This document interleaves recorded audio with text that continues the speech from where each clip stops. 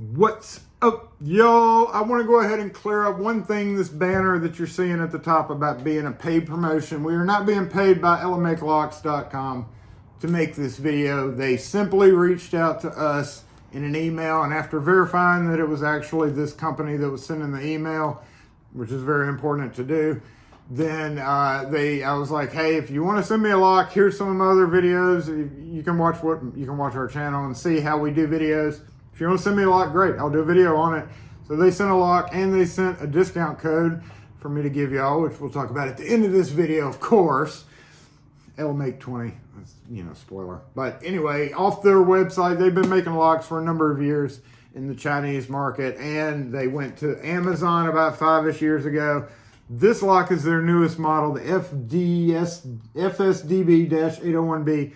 We're going to unbox it. We're going to replace this quick set lock that we have on a display because there are certain locks for certain people. I'm not saying this particular lock that we're doing the video on is necessary for all people. I feel like this product fits all the bells and whistles you could want, including the fingerprint. Now, on their website, they do offer another smart keyless deadbolt without the fingerprint.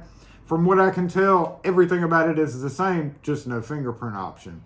So if you want full features, fingerprint, being able to see who came in and when they came in, have emergency alarms pop up if somebody rubs their finger across it a lot, cards if you want to use them, temporary passwords, Bluetooth connectivity to a gateway that is included in the box, then yeah, get this guy. But if you don't need the fingerprint, just go down one step to this other model I'm going to put up here on the screen.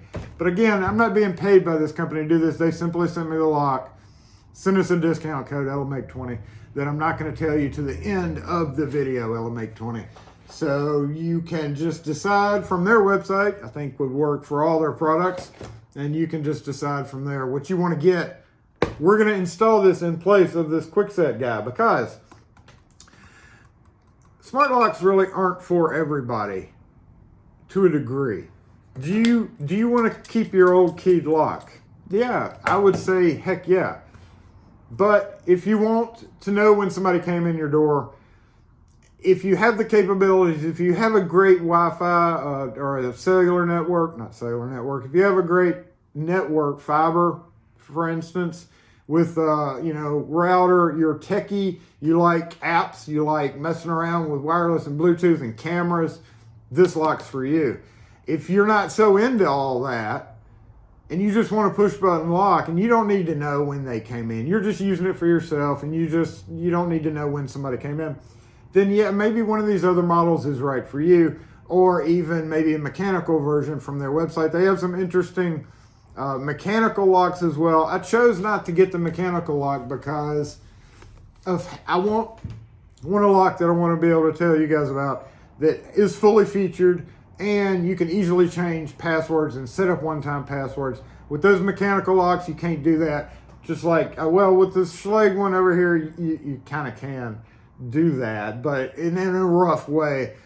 If you want to be able to do all this from your phone, which a lot of techie people out there nowadays do, you watching probably, then yeah, we're going to take the old quickset off because this one, you had to tap it to light up the screen, which you have to do here. And then it's got these fake codes that you got to put in. Then you got to put in your regular code and hit that.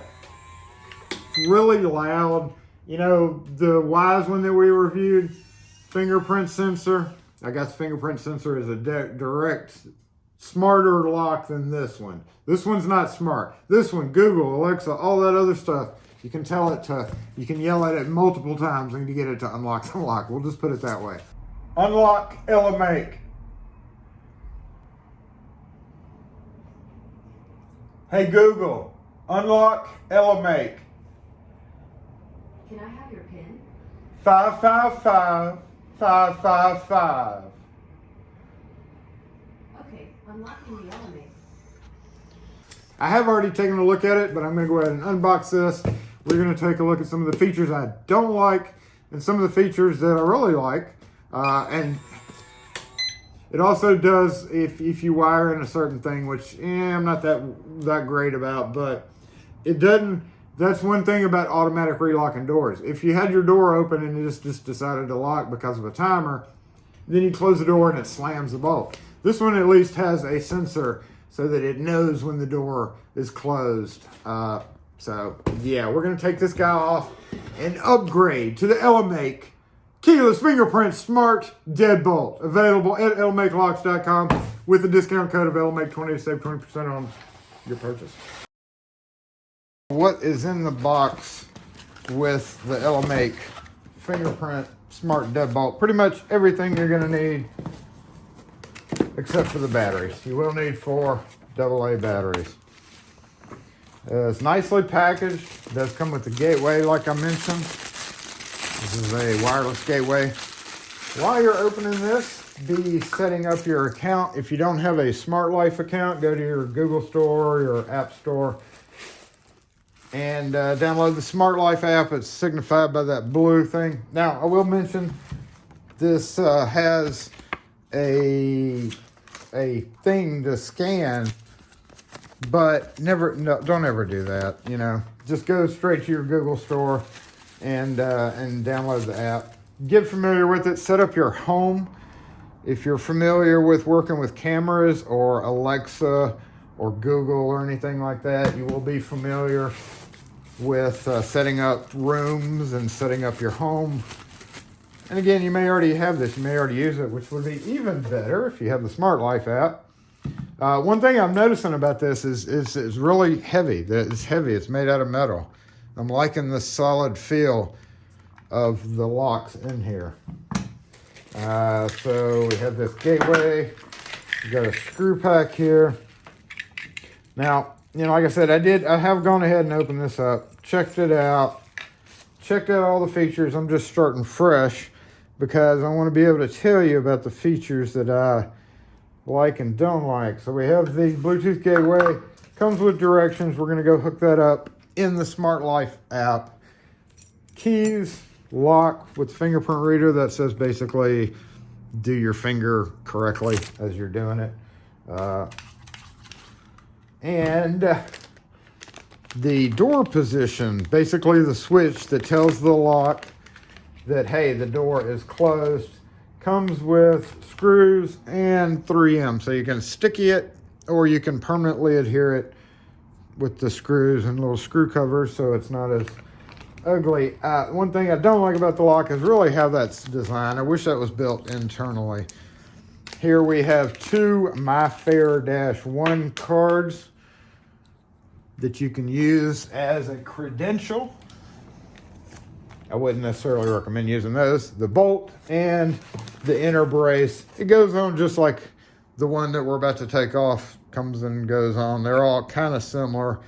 The bolt here does have beveled ends, and that helps it go into the strike plate. If it's not lined up necessarily, it gives it kind of more room to go and slide in. I don't know, that's one big problem with electronic locks, especially the automatic locking, is you have to make sure that when you drill and install and put this guy on, they do send this. I wouldn't necessarily recommend it. These tend to get in the way. But the other thing that I wouldn't recommend is actually using the strike plate that comes with this lock. We're going to talk about that in a little bit, but the bolt is adjustable. So if you have 2 3/8 or 2 3/4, you would simply twist it, which means twist, turn, slide back in, and then make sure it catches, and that makes it longer. If you go to install it and this it and reach in far enough in the hole, measure it, you want 2 3/8 is going to be mostly residential, and then 2 3/4 for some commercial applications. But make sure the bolt's in when you do that. And comes with the mounting screws for that strike and that, but again, order a higher security strike, please. We also have an interesting thing that I noticed, and it's this. Really, are y'all really gonna make us install another hole above it? What if I don't want to do that? Don't. Let's look at the lock before we get involved with this. You don't have to use that hole, and I feel like you should say optional up here. while probably ideally is for the best, I don't think it's overly necessary for this lock. Directions, we're going to go get this plugged in and set up in the My Life app. And that's where you set up all your codes and such. So, with this, it runs on Bluetooth, a Bluetooth gateway that basically connects the lock to this to your internet so that you can use Google to turn it on and off, or Alexa. This has to be within range of the lock. So you would need to plug this in, standard plug, to somewhere within, 7 to 10 feet of the door. The closer, the better. So that may be a problem with your, setup or layout of house, but it does have to be pretty close to the lock to do what it needs to do. So it's one thing to remember. Hopefully you have a plug-in close by your door, maybe your TV stand if it's close by the door. Takes up another USB. We've got so many plug-in things now, but it is what it is if you want the features of it. So let's go ahead and get this guy off and this guy installed so you know how to do the installation. Okay, so if you were just taking off a regular keyed lock, then basically it's the 2 screws on the inside and the 2 screws in the latch. Here we're replacing this Kwikset brand smart lock, just like we're upgrading to a different, better lock. So we're gonna pop out the batteries, and it's probably sucked these batteries down something fierce. So go ahead and replace them. When you're switching out batteries on any smart lock, always use Duracell or Energizer for the new ones, because cheap batteries are not good for electronic locks of any kind, regardless of the quality.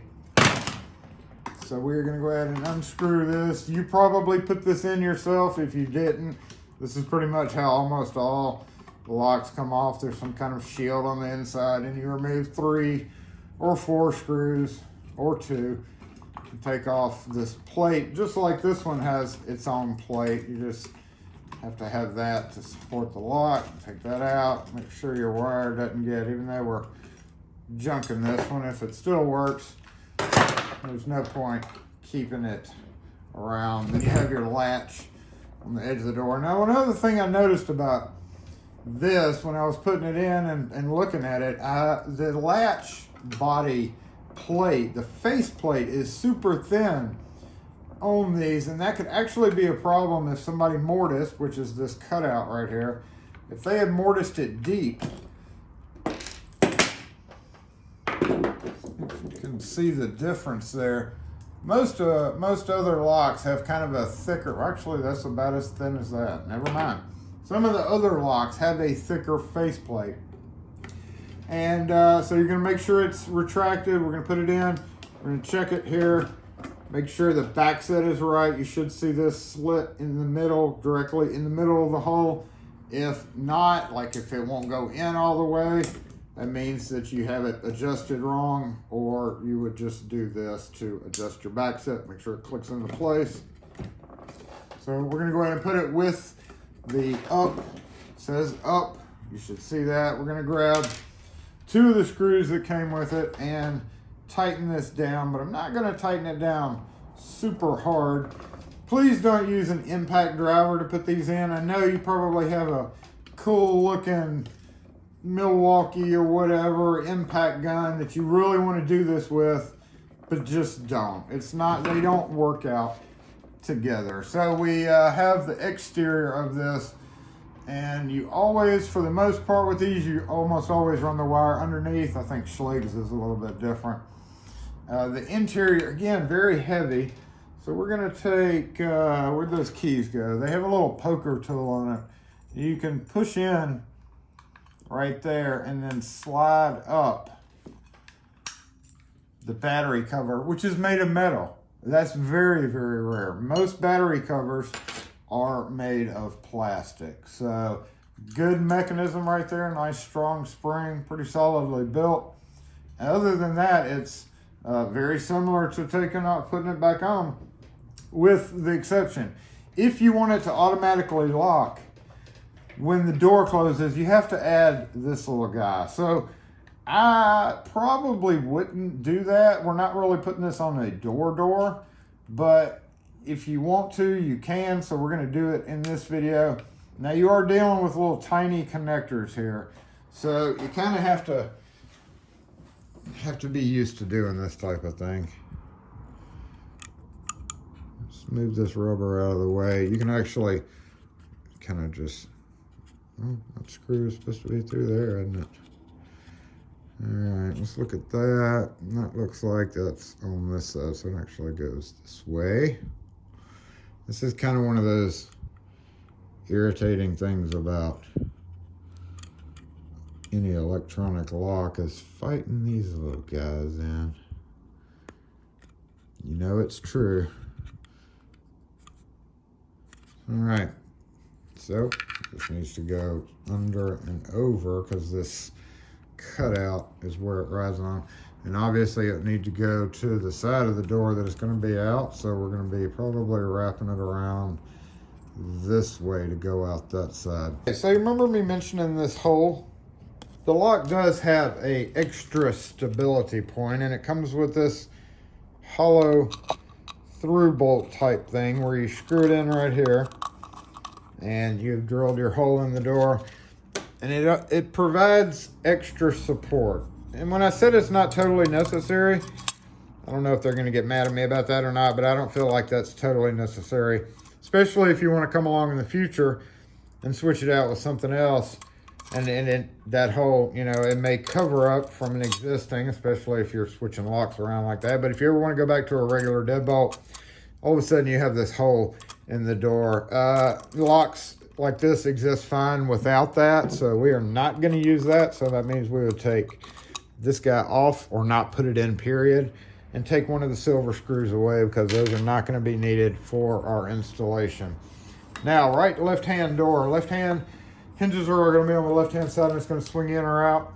Right hand door, if you're standing outside, right hand door, right hand hinges, swings in and out. This particular one would be a left hand door. The hinges would be over here because the bolt comes out here. So this would be a left-hand type door. If we moved it around and put it in on this side, it would be a right-hand door. And that's very important for all electronic locks. So we're going to be, as we flip through the directions, which you should be reading, you will come across the thumb turn position and horizontal for left-hand doors, vertical for right-hand. We're going to go left-hand on this one. So we want it to be horizontal when we insert the interior. But let's get this through. Always kind of route your wire underneath the latch on these things, and it looks like we need to be vertical because this is vertical here. And we're going to route the wire underneath, run this guy through. As you're doing this, 2 or 3 things: make sure your rubber seal around it here is seated correctly. And the other thing would be to make sure that your wire is not being bound up somehow. And we do have to route this through to this side. So what I'm going to do is I'm going to lift up on the outside and kind of just get this out of the way, because these 2 posts have to go through here.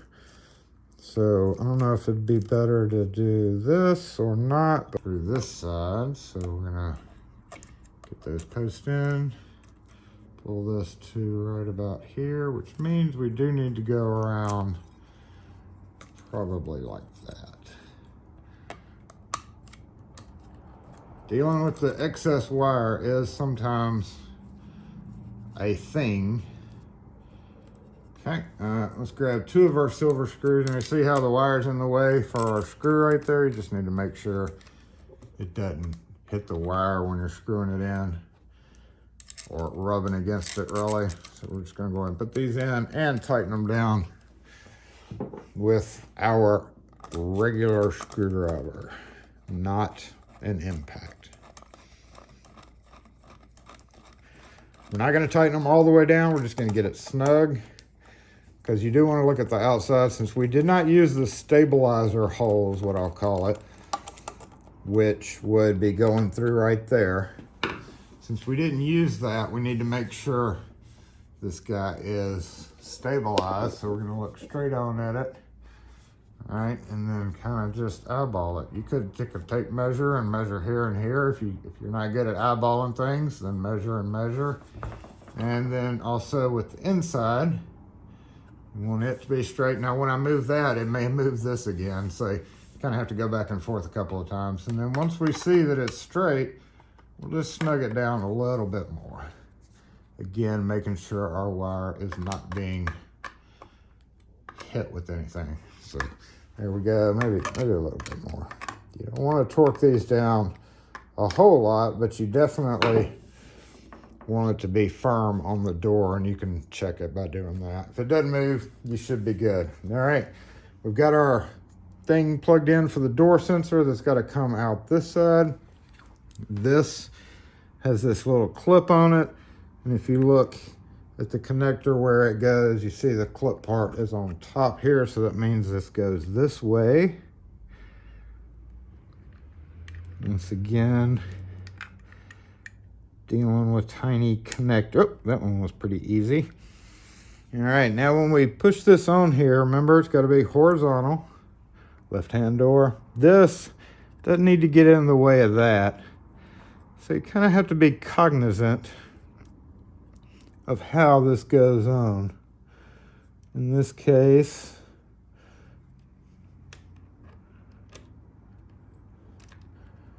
I feel like this wire is going to get crunched up in there.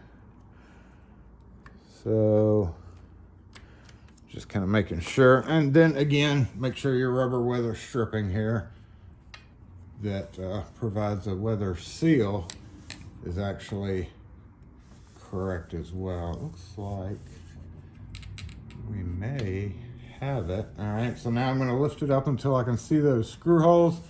See how I'm holding it on with my hand. You may have to use tape or something to steady this, but I found the easiest way to do these is usually stick this bottom screw in and get it started.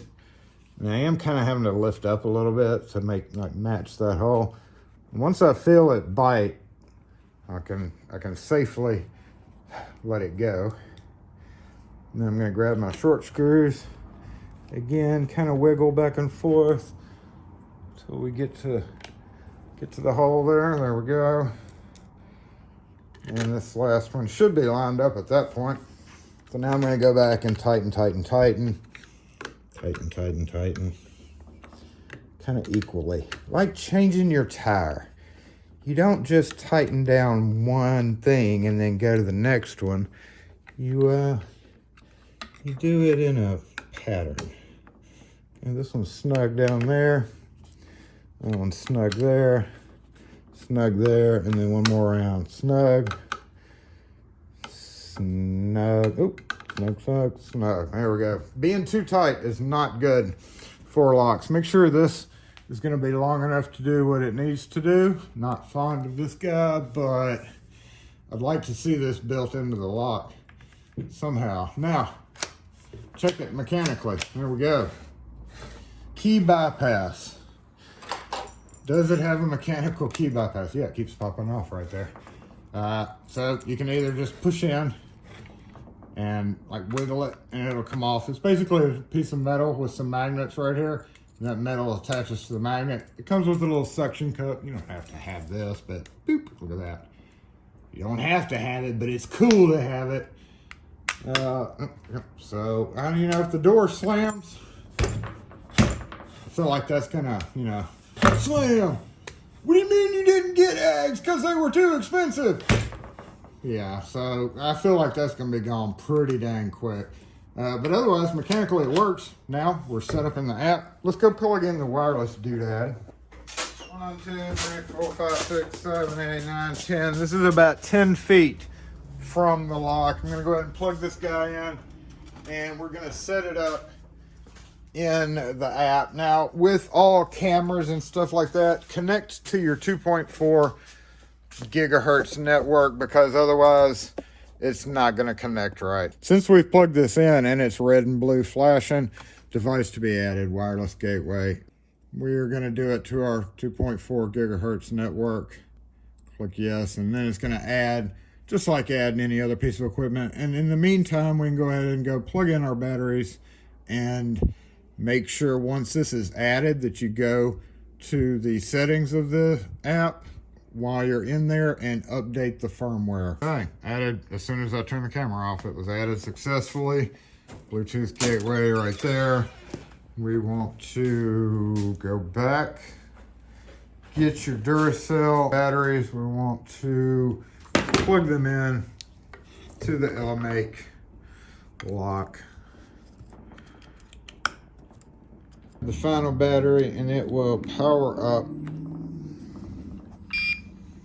Go ahead and slide the battery cover back over it.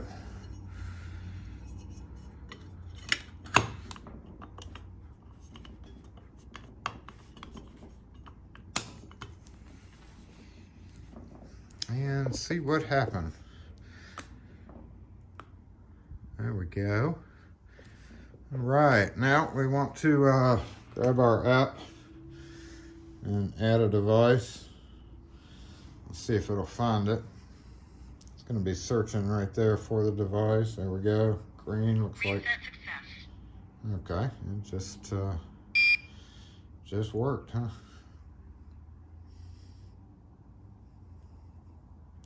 If it doesn't work, I would say take the batteries out. While you're taking the batteries out, there's a button at the bottom here that's your hard reset. I would recommend taking a battery out, holding that, putting the battery back in, and letting it hard reset if for some reason this doesn't come up. And are we pairing or what here?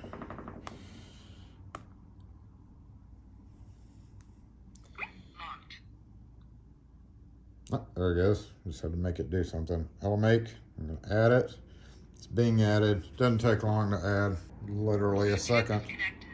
Tells you it's connected. Done. All right, now at this point I would recommend going and changing the name of your thing, because whatever you name this here is what you have to yell at Google or Alexa, because you have to yell out, hey Google, unlock whatever you decide to name this lock. So you can choose your location. We're going to go to lock area because that's a room I've already set up. And we can also device update, no updates available. That's good. And we'll go back. All right, so tap to hold is now working within the app itself. But we want to be able to do this gateway thing. So let's add a device to the gateway. Add existing device. Yep, we want to add that. Okay, we're going to add this to the gateway so that the gateway knows it's supposed to be doing stuff here. Finish. All right, and you can add lights and cameras and other stuff if you so desire. Okay, and here you would go into your member management. I'm not going to get into all this, but you can add members. You can add family members that can do everything you can do. They just have to download the app, set up their own account, and then you share the home with them. Or you can do other members. That would be like pet sitters, where you don't want them to have full access to everything in the app. So let's add a fingerprint, huh? Okay, we're going to add me as a fingerprint. We're going to start capturing. Dirty fingers, so let's see. Enroll again. Enroll again. Enroll again. This is just a generic fingerprint, by the way. Enroll again. Enroll success. Okay, that's going to be our first finger. Yep, done. I want to add another one because my fingertips are dirty sometimes. So we're going to do me another one. My thumb. Enroll again. Enroll again. Enroll again. Do it like you'd be doing it on the door. Enroll success. Just like that. We're going to name that thumb. So also, that's important to do maybe more than one fingerprint in case you come home one night and you don't have that digit anymore and you need to use a fingerprint. That would probably be a good idea to add multiple styles. Password manager, here's where you add a password. Just like you do the thumbprint, you click the user. You know, if we want to add a user, you'd have to go back into member management. Member management, let us add another member. Bluetooth, remember, is about 10 feet away. So we're going to add a random person, Bob.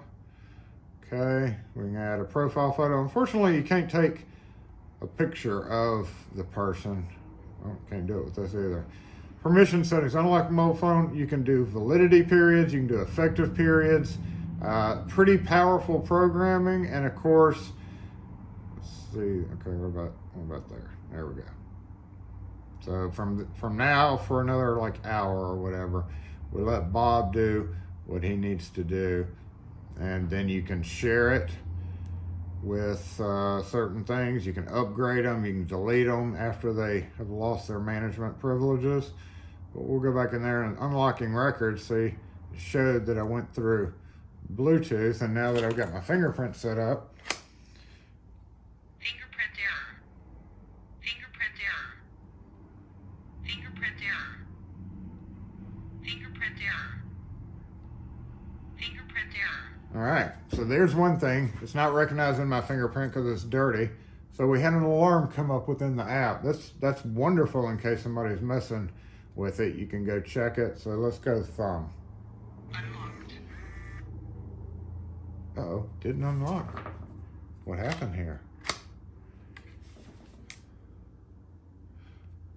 Unlocked. Uh-oh. Did we do something wrong? We didn't necessarily do something wrong. We forgot to do a step.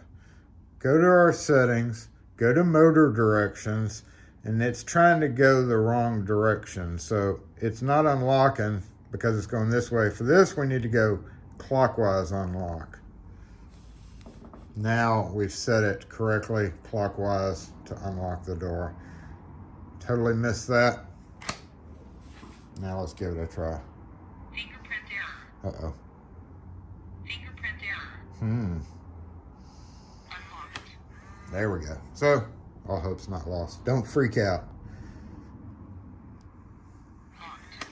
Okay, let's go to remote unlocking. Remote voice unlock. We're going to do that. All right, so this is the not fun thing about this. You have to have a voice password.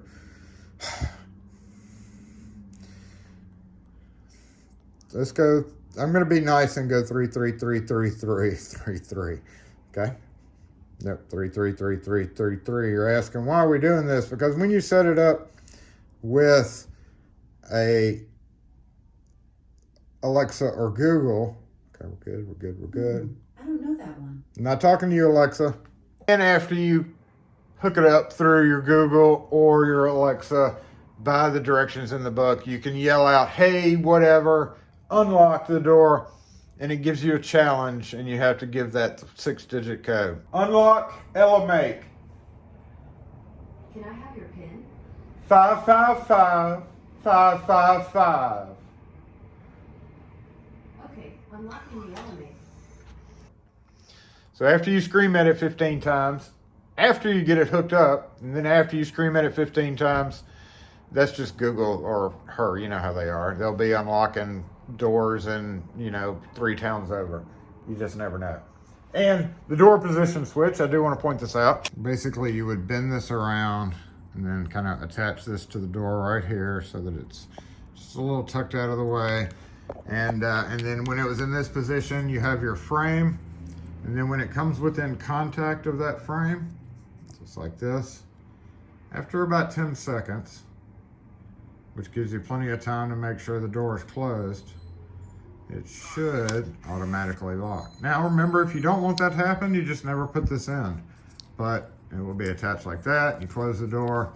When you close the door, it comes within range of it and automatically locks it after about 10 seconds. So it's a much smarter locking.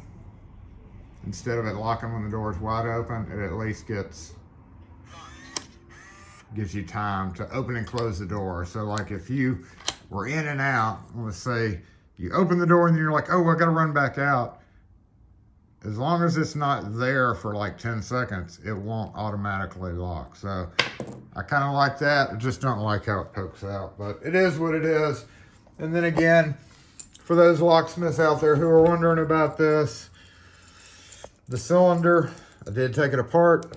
The cylinder will not come out and cannot be switched out with another one. I will throw this bonus footage in there But I will note that it can always be used as a mechanical keyed lock. Even though it is upside down, that can be changed.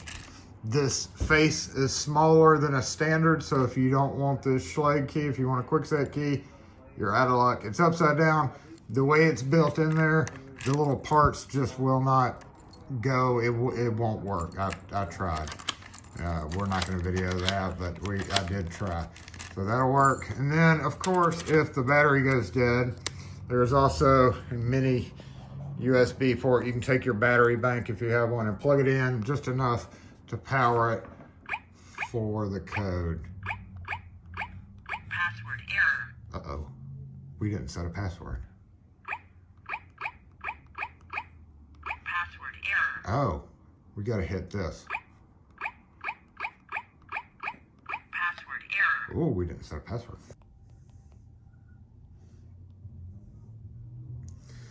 Can't be consecutive numbers. All right, 162405, best.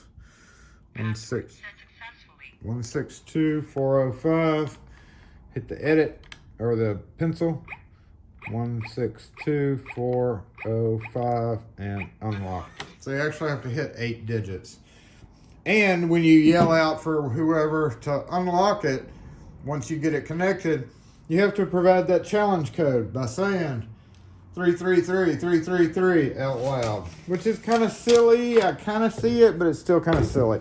So, EleMake, there you go. Appreciate you sending me the lock for us to take a look at. The code is EleMake 20 to save 20% on this, or I guess any other products in there. EleMake, I would suggest offering a thicker strike plate that can't be easily bent like that. And if you're feeling froggy, you know, a security plate is best. You are selling a lock to the U.S. market.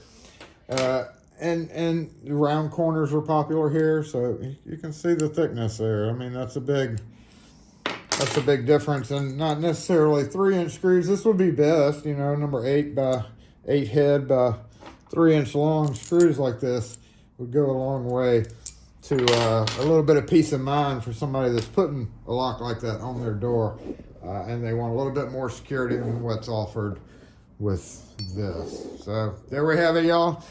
The EleMake keyless fingerprint smart deadbolt, or any of their other products on their website. EleMake 20. I know I didn't fully go over the Google integration and all that because honestly I was trying to fight my Google getting it to work.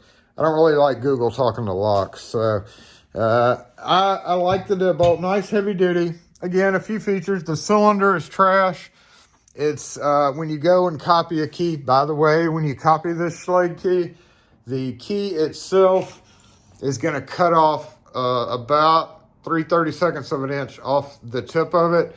And you do have to trim the shoulder back. Watch. Yeah, those of you who are familiar with my channel know I make keys all day long on this thing. So it's definitely not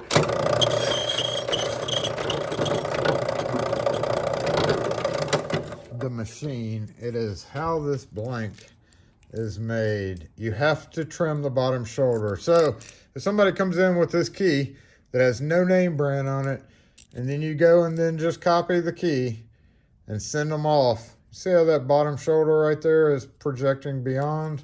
Also, if you'd like to look at it, see how much of the tip is left there? Yeah, look at that. So if you don't do what we're about to do, this is what will happen. See how the back of that hits right there? Hits the magnet.